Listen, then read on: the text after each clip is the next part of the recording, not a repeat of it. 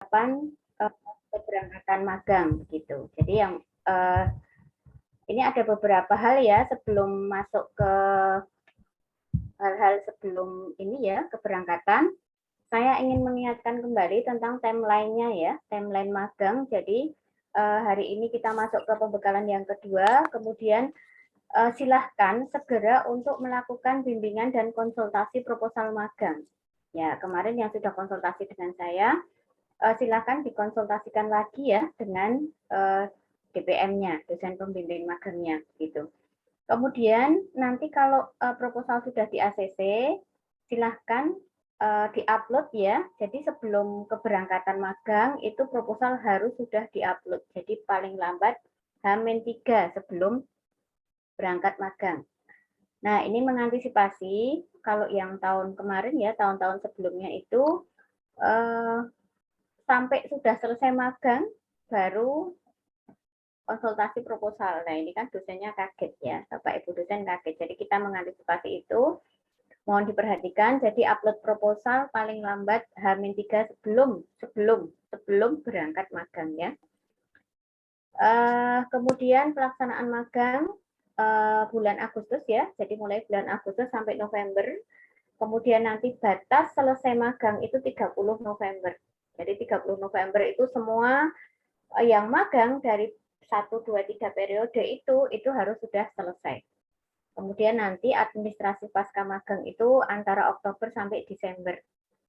Nah, saudara bisa melakukan bimbingan dan konsultasi itu antara Oktober dan sampai November ya, karena nanti ujian magang itu paling lambat 15 Desember. Jadi tolong sebelum itu diperhatikan ya bahwa ini deadline-nya begitu ya. Setelah itu nanti mungkin ini ya saudara kan harus menyelesaikan skripsi dan lain sebagainya ya. Jadi mohon diperhatikan dan yang saya mengingatkan ya tolong manajemen waktunya diperhatikan karena jangan sampai ini sudah ada timeline-nya tetapi saudara tidak ini ya mengatur waktu sehingga nanti terlewat gitu. Kemudian yang terakhir ya administrasi pasca ujian magang itu 1 November sampai 30 Desember. Jadi ini sangat cukup waktu untuk menyelesaikan administrasi setelah selesai ujian magang. Misalnya saudara menyelesaikan laporan ya, laporan magang, nah itu maksimal 30 Desember semua sudah harus selesai gitu. Nah, ini ada beberapa hal ya yang harus diperhatikan. Jadi saya akan menyampaikan tentang bagaimana persiapan sebelum berangkat magang, saat di tempat magang, dan setelah selesai magang. Persiapan sebelum magang ya, sebelum berangkat, nah silahkan segera untuk konsultasi ya, bimbingan dan konsultasi menyelesaikan laporan magang. Kalau misalnya sudah selesai, silahkan segera diupload saja ya, sudah di ACC, segera diupload saja. Kemudian silahkan nanti membawa buku catatan atau laptop ya, silahkan senyamannya dan seamannya gitu ya. Kalau mungkin membawa buku catatan itu lebih aman daripada membawa laptop, silahkan diatur sendiri. Kemudian membawa perlengkapan pribadi dan membawa semua dokumen yang diperlukan. Jangan sampai lupa ya. Jangan sampai saudara sudah sampai sana ternyata dokumen-dokumennya lupa atau ada yang lupa. Nah, saya mungkin sedikit cerita ya, membiasakan anak saya yang di pondok itu sebelum berangkat ke pondok, silakan di list, di daftar yang mau dibawa itu apa saja, kemudian disiapkan, dicentang-centang. Nah, itu akan memudahkan. Nah, insya Allah nggak ada yang lupa, gitu ya. Ini teknis sih, tapi kadang kalau nggak diingat itu lupa. Ya, mengingat ini nggak segera dilakukan, jadi lupa, gitu ya. Nah, ini ada beberapa hal ya tentang judul proposal misalnya. Nah, ini mungkin agak ini sedikit ya, tetapi ini kemarin beberapa kasus yang ditemui ya. Jadi untuk judul proposal magang itu harus menggambarkan kegiatan yang dilakukan mahasiswa ketika magang. Dan ini harus sesuai dengan aktivitas perusahaan gitu ya. Nah, walaupun nanti misalnya gitu ya, yang dilakukan kok tidak sesuai dengan proposal magang, ya kemungkinan ya tidak apa-apa gitu ya, karena memang kondisi perusahaan berbeda dengan waktu kita membuat proposal misalnya, atau setelah konsultasi dengan supervisor begitu ya, nah itu berbeda. Tetapi nanti silakan disampaikan ke dosen pembimbing magangnya. Jadi misalnya ada perusahaan yang memproduksi buah, nah judulnya yang berkaitan dengan produksi buah-buahan, atau yang mungkin nanti tentang marketing begitu ya. judulnya yang sesuai dengan marketing. Jadi setiap mahasiswa itu dalam satu lokasi itu harus judulnya berbeda ya. Walaupun mungkin komoditasnya sama, tetapi temanya, gitu ya, temanya harus berbeda. Misalnya di sini nanti komoditasnya sama, melon misalnya. Nah, melon ini nanti bisa budidaya melon, bisa pasca panennya, bisa manajemen pemasaran, bisa quality controlnya, ya, mutunya misalnya. Nah, itu harus berbeda untuk temanya. Ya, itu ya. Jadi kalau misalnya temanya harus sama, misalnya temanya mau sama boleh, tetapi komoditasnya berbeda. Ya, komoditasnya berbeda. Misalnya mau budidaya apa di situ komoditasnya ada apa saja misalnya, gitu ya. Nah, ini ada beberapa contoh tentang judul ya, contoh-contoh judul ya. Jadi misalnya budidaya dan manajemen produksi, atau mungkin teknik budidaya. Tapi mungkin kalau saudara ini berat satu saja tidak apa-apa, gitu ya. Jadi budidaya saja atau manajemen produksi saja misalnya, gitu ya. Ya, ini format proposal magang ya. Ada sampai bab 3 ya. Jadi nanti ada cover, kemudian ada lembar pengesahan. Nah, lembar pengesahan itu kan di situ ada dosen pembimbing magang dan ada komisi magang. Ya, jadi nanti yang mengesahkan itu dua, DPM dan dosen pembimbing magang. Ya, kemudian nanti ada pendahuluan yang berisi tentang latar belakang dan tujuan. Latar belakang ini berisi tentang gambaran, ya, gambaran perusahaan, gambaran komoditas, dan juga alasan memilih lokasi, kenapa memilih magang di situ. Ditambah dengan teori yang berkaitan dengan tema kita, gitu ya. Misalnya manajemen produksi, ya kita bicara tentang manajemen produksi. Tidak usah banyak-banyak ya, sedikit saja tentang budidaya. Nah, disinggung tentang budidayanya, gitu. Kemudian yang kedua itu tujuan. Nah, tujuan ini sesuai dengan tema, begitu ya. Nggak usah untuk syarat kelulusan dan sebagainya itu tidak perlu, tetapi ya temanya apa, begitu. Kemudian kalau bab 2 itu profil lokasi magang itu sedikit saja ya, karena memang belum magang tetapi sudah menggambarkan tempat magang. Jadi magangnya di situ, nah itu gambaran sedikit tentang lokasi magang. Nah, kemudian bab 3 itu nanti tentang rencana kegiatan. Kegiatan apa saja yang akan saudara lakukan pada saat magang selama 30 hari kerja. Jadi 30 hari kerja ya, dihitung aja nanti kerjanya Senin sampai Jumat atau Senin sampai Sabtu. Nah, silakan dihitung. Kemudian jangan lupa daftar pustakanya. Nah, penulisannya nanti format A4 pasti 1,5 ya. Times New Roman, size-nya 12. Nanti covernya hijau, dan bimbingan dan konsultasi magang nanti tetap masuk logbook ya. Saya kira mungkin ini ya, nanti untuk proposal magangnya di-upload saja ya, jadi bentuknya file saja. Untuk lembar pengesahannya saja yang di print kemudian nanti dimasukkan ke software-nya. Gitu. Nah, ini ada administrasi yang perlu dipersiapkan sebelum berangkat ya. Jadi administrasi sebelum berangkat itu ada beberapa surat nanti yang harus saudara persiapkan. Yang pertama itu surat pengantar magang. Nah, nanti ambilnya di TU, kemudian surat ucapan terima kasih juga di TU. Nah, surat izin meninggalkan lokasi, silahkan ya nanti di-download, di-print, dan tanda tangan komisi magang. Saya menyarankan kalau tanda tangan mungkin satu kelompok, jadi satu aja ya, jangan satu orang ini minta tanda tangan. Jadi satu grup per grup aja.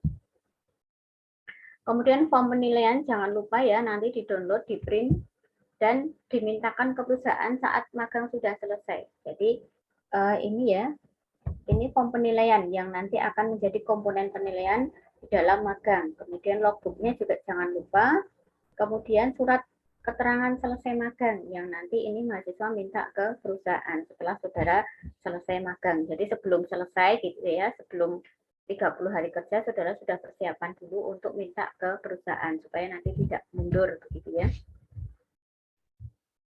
Nah, kemudian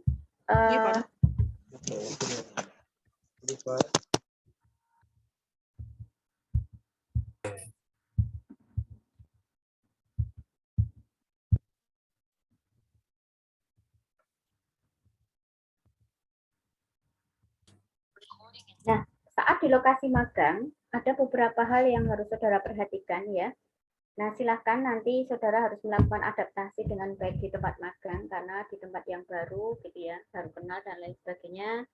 Silahkan jaga hubungan baik ya dengan semua pihak di tempat magang, termasuk jaga komunikasi ya, komunikasi dengan apapun ya, komunikasi langsung ya, maupun komunikasi dengan media itu silahkan dijaga dengan baik.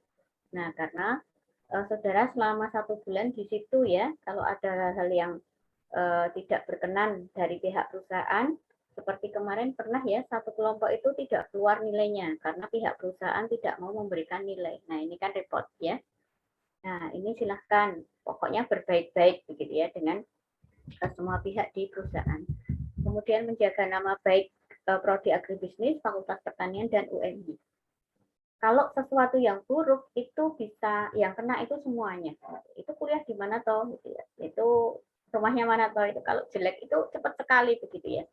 Kalau kejelekan, tetapi kalau kebaikan itu tidak semudah yang jelek. Jadi tolong ya nama baik prodi, nama baik fakultas dan UMY itu dijaga. Nah, kemudian mencatat semua kegiatan ya yang saudara lakukan di tempat magang dan mendokumentasikan. Silakan nanti dokumentasi bisa dalam bentuk foto, video, begitu ya. Akan lebih bagus kalau misalnya satu kelompok itu punya satu video yang nanti bisa saudara putar saat ujian magang. Nah, itu keren ya. Karena apa? Kita bisa melihat langsung yang saudara lakukan.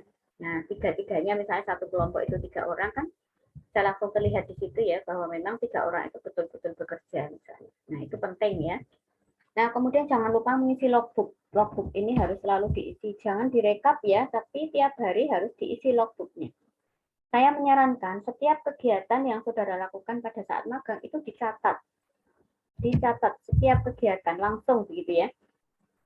Silakan malamnya direkap. Gitu. Malamnya direkap, nanti pulang magang itu draft proposal sudah jadi. Tinggal menambahi. Kalau ada yang kurang di situ masih bisa bertanya ke pihak perusahaan, gitu ya.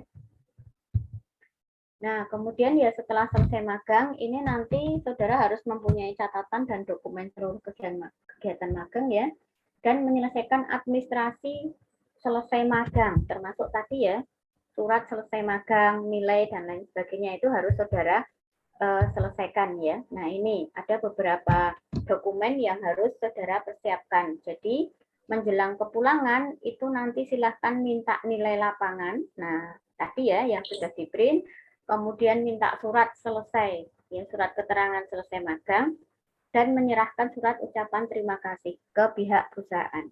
Nah, setelah itu nanti saudara setelah pulang ya itu menyelesaikan ini semua aktivitas magang, termasuk bimbingan dan konsultasi laporan dengan dosen pembimbing magang. Ini nggak lama kok, nanti mungkin sekitar 3-4 kali konsultasi langsung ujian. Jadi setelah selesai magang, ya selesai laporan, konsultasi langsung ujian. Nah setelah ujian nanti saudara menyelesaikan administrasi pasca ujian maksimal tadi ya, jadi Desember itu harus sudah selesai semua. Nah setelah itu saudara mengerjakan skripsi, gitu ya. Oke, ini tentang penilaian ya, penilaian magang. Jadi nanti ada komponen nilai magang itu diambil dari nilai lapangan yang saudara serahkan tadi ya,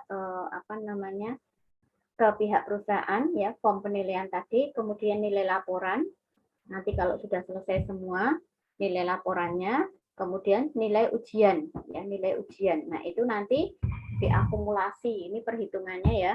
Nah ini perhitungannya, kemudian akan keluar nilai magang. Saya kira kalau saudara kuncinya itu begini ya, konkret saudara memang bekerja, ada buktinya saudara memang magang di situ, bekerja di situ, begitu ya. Di laporan saudara menyampaikan apa yang saudara kerjakan, pada saat ujian saudara bisa menjawab ya, maksudnya saudara bisa menjelaskan misalnya tentang budidaya, saudara bisa menjelaskan tentang budidaya sawi misalnya dari A sampai Z. Nah itu insya Allah nilainya A gitu ya, dan tidak terlambat. Nanti mungkin kita akan ini ya setelah selesai Desember ya, kalau misalnya nanti ada yang terlambat untuk mengumpulkan nilai magang dan mengumpulkan laporan magang setelah Desember, nanti akan ada pengurangan nilai dan tidak akan mungkin mendapatkan nilai A, gitu ya. Jadi saudara yang menginginkan nilai A, silahkan nanti di Desember itu maksimal. Setelah Desember tidak akan mungkin dapat nilai A. Oke, saya kira demikian ya yang dapat saya sampaikan tentang persiapan sebelum keberangkatan magang. Dan silahkan rajin untuk membuka web magang ya. Jadi seluruh dokumen dan informasi itu sebetulnya sudah ada di situ.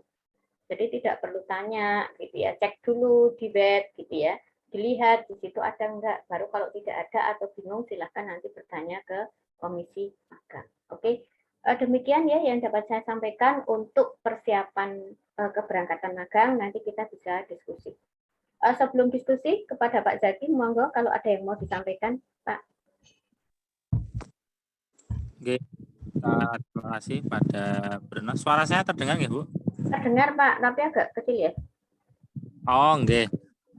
Terima kasih pada Bu Retno, Komisi Magang yang sudah memberikan arahannya untuk magang periode ini, di mana memang ada banyak hal yang perlu disiapkan dan dipelajari agar nanti teman-teman magang ini bisa berjalan dengan lancar. Tapi sebelumnya, Assalamualaikum warahmatullahi wabarakatuh.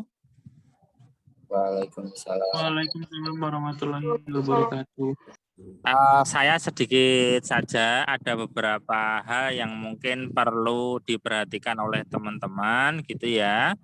Yang pertama terkait dengan administrasi magang, mohon dicermati kembali yang sudah disampaikan oleh Bu Retno tadi. Jangan sampai administrasi magang itu sudah disampaikan, tapi nanti ketika proses magang itu dilaksanakan, masih banyak mahasiswa yang tidak paham, termasuk terkait dengan format proposal, timeline juga gitu ya. Nah ini banyak kasus di mana mahasiswa itu H-1 atau mungkin pas hari H berangkat magang itu baru konsultasi dengan dosen. Nah ini kan dosennya juga serba salah, mau tidak di ACC proposalnya sudah mau berangkat, mau di ACC proposalnya kok ya masih belum layak gitu ya. Jadi beberapa mahasiswa itu strateginya kayak gitu. Nah itu saya rasa kurang bijak. Silahkan untuk teman-teman konsultasi proposal itu sudah jauh-jauh hari. Nah kayak tadi ada mahasiswa yang sudah konsul dengan saya padahal proposal belum buat, tapi sudah tanya-tanya dan pengen ketemu. Nah model-model seperti itu saya rasa perlu teman-teman ikuti gitu ya, di mana proaktif dengan dosen pembimbing. Karena memang sudah ditentukan dosen pembimbingnya, silahkan di follow up dengan bertemu dengan dosen pembimbing. Kalau memang merasa belum ada persiapan, ya bisa dibuat proposal atau kerangka proposalnya terlebih dahulu. Jadi belum proposal full, tapi masih kerangkanya untuk bisa didiskusikan dengan Bapak Ibu dosen pembimbing, apalagi untuk kelompok-kelompok atau tempat magang yang lebih dari satu mahasiswa. Nah ini kan harus didiskusikan supaya nanti topik atau tema yang diangkat dari magang tersebut itu tidak sama antara satu dengan yang lainnya. Intinya mulai sekarang bisa konsultasi dengan Bapak Ibu dosen pembimbing magang. Kemudian catatan lainnya adalah sebagai pengingat bahwasanya magang ini adalah 3 SKS. 3 SKS ini sama halnya dengan KKN. Nah, teman-teman saya yakin beberapa sudah ikut KKN, itu ada 30 hari di lokasi masyarakat. Nah, kenapa 30 hari? Ya, karena memang hitung-hitungannya ketika dikonversi 3 SKS itu menjadi jam, itu kalau tidak salah 240 atau sekian gitu ya. Nah, itu kalau dikonversi menjadi hari itu dibutuhkan 30 hari. Nah, sama halnya dengan magang itu juga membutuhkan 30 hari. Akan tetapi ada tambahannya yaitu kerja. Jadi 30 hari kerja. Nah, kalau semisal teman-teman itu magang di tempat yang memang tiap hari kerja, Senin sampai Minggu, nah itu bisa berarti 30 hari pas itu sudah selesai. Tapi bagi mahasiswa yang nanti tempat magangnya semisal cuma 6 hari kerja, Senin sampai Sabtu, atau ada yang 5 hari kerja. Nah, ini teman-teman harus bisa menyesuaikan ya. Jangan terus dipukul rata, yang penting 30 hari, tapi tidak melihat waktu kerjanya. Jadi, acuannya adalah waktu kerja.